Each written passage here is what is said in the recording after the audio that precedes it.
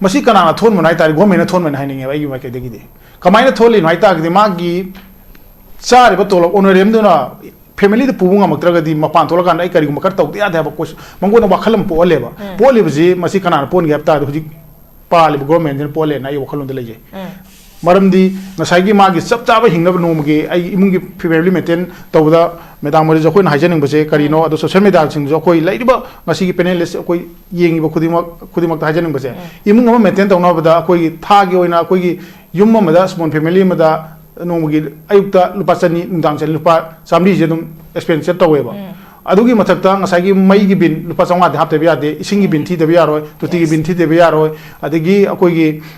sariba sidagi hendo akoi lekai gi sangai thungwa ben bara ko school ben bara school tuition bi wanda lupa sing kumari kumar jam tai bo chawi bo chamli hot paganda masi kamaina maintain tarong da ge ngasi lairiba police department gi hire gi authority gi officer jing masi khangbi dabra natra government gi makai de khangbi dabra ado hai bajing je moina tali bajing je matik chai natra gana kari mukhar tawbira je habisi mari leina ba hai level gi officer jing akoi imani pani khanjari bo officer jing gina masi tawbira ji hana koi gi kari gumba moment am da tawka na mo khoina ju enasit bi log dam te moi log di logi ko log ju hai ba khoina wari ban tawriba jing je mo khoi gi makai de gi fully support or kanda handaki matang gi madi sumai mai taw je khoina sumai na ngang gi thema la pani na trangna khoi gi siraba bidep sing gi thema la pani aduna handaki matang gi madi taw re je ko che ha ba che masi taru ha bdi na te taw madi ya adubu kari gi pangan thon hai ngam dam sini akhoi ju mo khoi gi masa masunga na tabra sini khoina hani ji aduna siuma problem am tholok pa sina akhoi da ju yamna nungai taba sarang na ba aduga kari gumba ma akhoi tawrage habi wakhalon du dane masi strike sangjel ai je ro strike sina kari gumba mapung phana sangjel pa sida da khoi leiba government gi makai dagi na khoi angang jing je sumai taw na khotna yamna highly chumai tawre khole kari gumba ma movement ma am taw na tawre masi phau pulu aduni adani ma am har pa jai ko ado phaba makam da moi solution da solve taw da sina hangi je ai je tamina tawra kanda are hai ba secretary tamina taw kan leiba disikili da jing de akhoi loi phara pulo ba madu taw kan solution je we am da la ka da sina hangi je adu dagi mari kudi ma yabi hodra manipur da ina press ju mayam la mai cha kane kam sari cha kane ba matati maramdi kari gina ta mayam na fun support tawri mayam gi apam du matung na khoi changyam leader ai ba se mayam gi apam gi matung na oi bane ba aduna mayam gi apam gi thungan bangam da leader oi ba kana ba kaim leite aduna ai samak president moina all manipur bidep welfare association gi president moina tawbu ab sing tawra magani handagi matang gi di phana ngang ju phana chaira ju phana kainom tawra ga ju son halwa wa phamse ai ngasi gi discussion award gi khudong chaba laur gai thamjage aduna makha tarak podaju lairiba officer singna numin mari mangani laingai manung jidai akoi gi lairiba pyar government jida habiduna akoi gi taliba di manjing athum matam da pithona bo hona biyo natabida sum yani khangna sum taw dana lairagadi makha tarak podadi afabam to mina da bi ai akoi gi mai pan hare baje unjalaga mama masa ga mapa phuna ba mama masa phuna da lakani aduga lairiba sidaida tholopa problem jidagi hena chawam ne kaino da ngasi lairiba akoi guardian association aduga ai inupi angang isi ne imai myam je hauruga tholok khibju jai aduga buffer zone jaga da lairiba akoi bdf sing gi hojike post tha doge haiba wafam do hair ko yawr bane ba adubu akoi control do thami maram di kai gi noi taragadi ngasi gi akoi me third gi laiba irang gi da akoi na achoba dai te lor ngak tana chen laiba jing ge madu mukti tobu yadri madu gi timing wale har ka na akoi father thami ne ba mafam jigi red zone jaga di thadu ga tholpa matam da wag de kana no amasi gumba wakhalon je laibo higher authority gi maikai de khangbi dabra na ta unu sin na dabra ta sin na dabra haibisini aduna human right to na sin na ga di akoi gi sin na riba du gi chapchaba pe PB haibdune akhoi na talib di manje natragana service security letelu haibuna chingma myam am tagrem tala lak bajing ge na thairaga loi thami hojichu makhoi na hoji na thari thami akhoi gi demand jing ge adubu athubu matam da khana birakanda akhoi na talib jing ge matik chana phangdraga ju hingba yabagi mong da khana birakanda PB raga di akhoi haiba strike se handok chage haba pham sichu hana mamang du thamgi belai hojichu thamjari adu na tabida akhoi talib jing ge namdhar kanda tawgi janu taroi da akhoi na taroi uroi da akhoi na uroi khanbagi wakhalo lak da gadi manipur da thok to irang ama koi bidep singna tholal loi haibagi wafam leite aduna koi ju mini koi ju sak chari sing thai aduna khuding loi kham nga tani koi na tawiba thabak thoram sing yeng birakanda leiba lenga government par government jina thu matam na demand sing ja pithok bu pamje pithok tragadi masida changgelak pa phapata daita ngasi gi par government jina pugadamni mari leina ba high level ko bisajin pugadam haiba wafam se all manipur employee welfare association gi president moina ai meam da masima haijari ha khoi gi equal pay for equal work hai adubu VDF ki lariba condition sidadi more work less pay gi pot ne hujik lariba se atuki fo ona taina gi pot ne hujik lariba se maduna maram ra kan da khoi gi asuk sang base khoi gi demand se tawra ga sudumak lak pani du hujik ki lariba manipur da habi tare manipur gi every mafam khudi mak ta habi tare khoi VDF sing se deploy to do mafam se lerak trabani hujik se khoi gi pamun sung sa habi ki ba modern commando amagi thabak tagi VDF sing hena thabak tawrak pagi pot amakak lak pagi pot amak su lay du Hariba workload che koi hena PBU but adubu maduga chapchana ba honorarium PBU we are ready to do any work habagi potni oja ka BDF singi side gi thami ba se adubu government madugi ona taina bada khogi honorarium PB rakta badana maram wara kan da khogi sigi khongjang si fawa changsalapani adubu January 15 fawa gi manung da pi da taragadi makhata ba khongjang changsalakani habagi poram khaksulai aduga masiga lonina khogi protest masin natabi da habe tare khogi tungan ba legal gi oiba thabak thoram sing da have tare legal go ba line da karam ba makata ba steps sing lokhot bigini haina hojik lebi kamai thamini hojik jisme da makata ba ligen gel lokhot na bade khoi dum khana blai khoi all me provide welfare section ge central committee amsung district leader sing ja ado karigumba khoi gi court ta chapa je senthong ge problem khara lai ado no maram kan da hojik pawdi khoi mang ta changjan mangam de ado mamang ge khoi karigumba khara khoi court ta chalu bagi jo dum khoi gi yes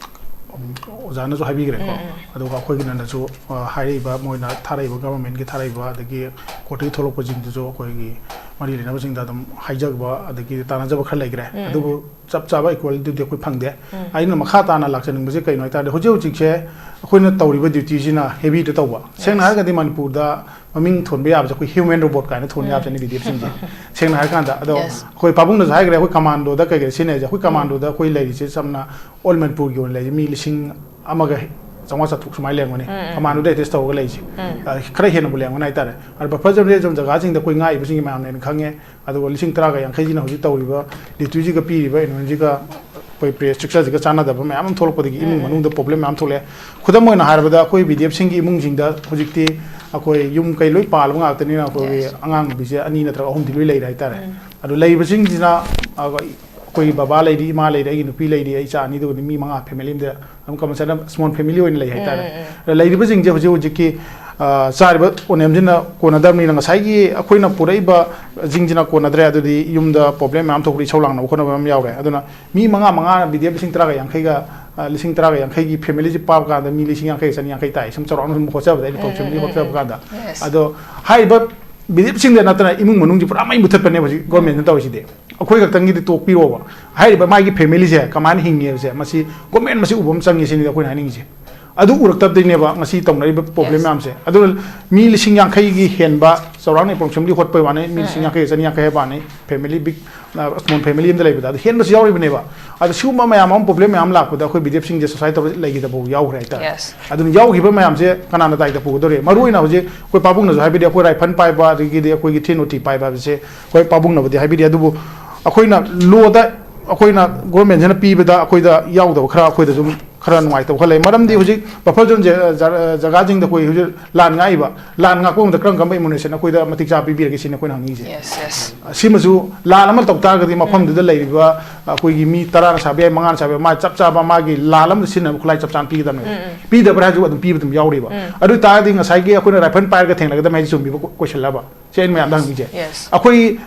keno gi squad ta chale ko squad ta pa gan de ke pa yaw ri insas pa yaw ri ari gi osi gi squad ta ke pa ri wari bo ba adu di karam lo da bouncer ko no mo na ko ke isa ka pa heli karam do andon ba koi chalam dai kari mom so ra kan na adu na taw ya da taw na ko injal laga koi kai mom taw ga tamine taw no hona bi ba ala shuma me amam yaw di problem am na kamai to ke da koi BDF sing je yam na charang na ba adu yam na wakhan nuai ta ba adu ga page son man mar kan da koi diti taw ba kan da akoi harassment hai ga dra praja me am da akoi gi char ba tulop sin di ko na ngam da na cheng nung dong fesking taw ko ban taw na akoi praja sin di kari makhra adum low ko pa yaw na me am na dum Facebook ta kai da ma da social media da upload to me am yaw ri ko masi kana na thon monai ta go me na thon men hai ning ai gi ma ke de gi de kamai na tholi noi ta gi ma gi char ba tulop onorem du na family the pubunga maktra di mapan tola kan ai kari makar taw ya da ba ko mango na bakhalam po le ba ji masi kana pon gi apta huji pali government den pole na yo khalon de leje maram di ngasai gi ma gi chap cha ba hingna no gi ai imung gi family maintain tawda madam Modi जो कोई हाइजनिंग बसे करीनो अदो social media सिंग जो कोई Laiba ngasi gi panelist कोई yengi खुदिमक हाइजनिंग बसे इमुंग अमा maintain तौना बदा कोई था गी ओइना कोई गी युम मदा स्मॉल फैमिली मदा नोमगी अयुक्ता लुपा चनी नुदांग चनी लुपा चामरी जे दुम एक्सपेंसिव तवेबा अदुगी मथक्ता ngसागी मई गी बिन लुपा चंगा दे हापते बियादे इसिंग गी बिन थी देबे यारोय तुति गी बिन थी देबे यारोय अदगी अकोगी सारिबा सिदगी हैंडल अकोई लेकाई गी संगाई थुंगा बेन भरा को स्कूल गी बेन भरा स्कूल ट्यूशन फी तवांदा लुपा लिसिंग कुमरी कुमा जे ताय बो चारोगी बो समति होट पगांदा मसी कमायना मेंटेन तरंग दगे जे ngasi लेरिबा पुलिस डिपार्टमेंट गी हायर गी ऑथोरिटी गी ऑफिसर जिंग मसी खंबी दबरा नत्र गवर्नमेंट गी माइकै दे खंबी दबरा अदो हाई बजिंग जे मोइना ताली बजिंग जे मतिक चाय नत्र करी मुखर तौबिरा जे हाबिसी मरी लेनबा हाई लेवल गी ऑफिसर जिंग अकोई इमानी पानी खंजरी ऑफिसर सिंगिना मसी तौबिरा जी हाना कोई करिगुंबा मोमेंट अम द तौरका न मखोइना जो इनसिट लौ दे हमते मोइ लौदी लौइको लौगजु हाई बा खोइना वारिबन तौरिबा जिंग जे मखोइ गी माइकै दगी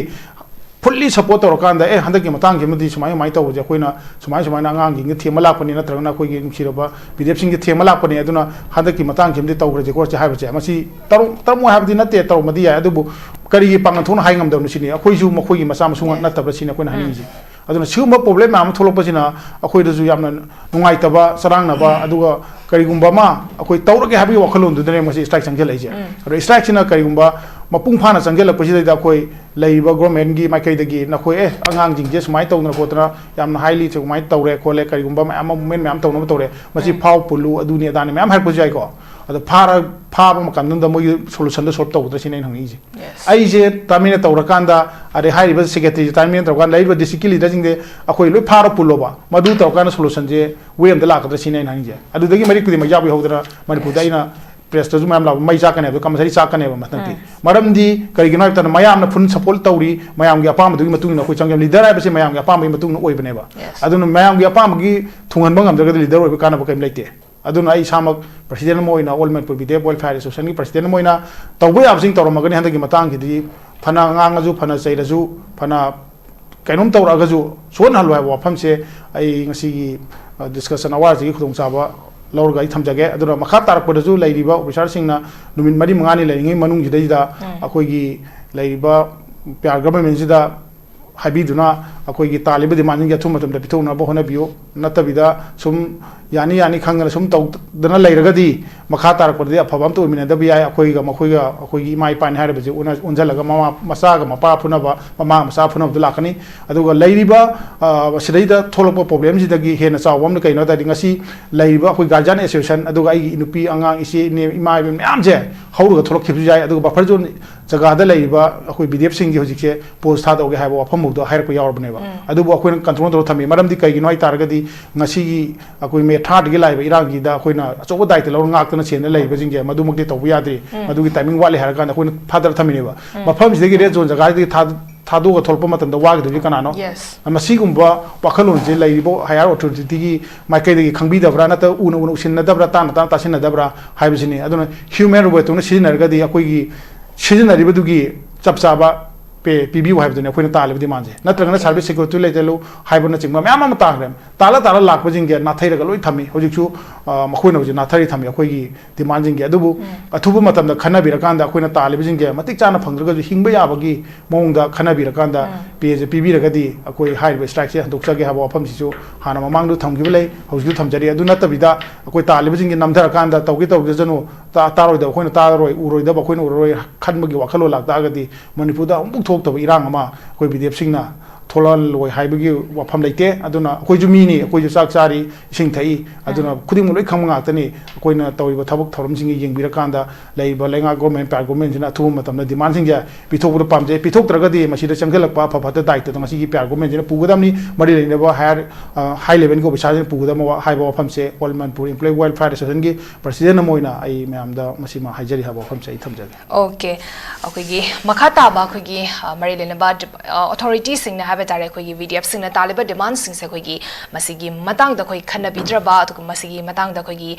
यासनबा म पुरक्ता तारगदी मखा ताबा खोंजंग सिंग चंगछलकनी हाबा वाफम दुनि लोशलकपा कंक्लूजन पॉइंट से ओजा इरदिस तलाक जगे ओजा अखोइगी